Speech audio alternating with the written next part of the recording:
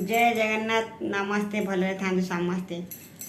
आज बीजेपी आसी बोली सारा ओडिशा रे चांचल्य सृष्टि कर दे माने बाण रसणी रे फाटी पड़ुची सारा ओडिशा। ठीक अच्छे समस्त भी खुशी होगा दरकार कारण बीजेडी हारी जाई मन दुख करंतु आ बीजेपी जीति जाई खुशी हुंतु कारण बीजेडी सरकार आम बहुत किसी करी 24 वर्ष वर्षे नु 2 वर्ष 24 वर्ष शासन करी से बहुत किसी करी आज भी जिते बीजेपी आसी बीजेपी सरकार आसी से भी आम बहुत किसी कर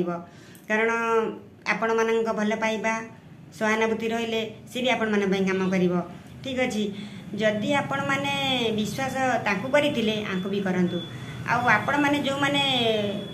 श्रीजुक्त नवीन पट्टनायक को निंदुचंती सेटा भूल आपण माने मोर गाँ गहली रे थिबा नेता मंत्री मानु कि आपण मानक निर्वाचन मंडली रे तांकू ही सदी पारंती नेता मंत्री मानु किंतु आम श्रीजुक्त नवीन पट्टनायक नु किंतु स्वयं रामचंद्र आ जगन्नाथ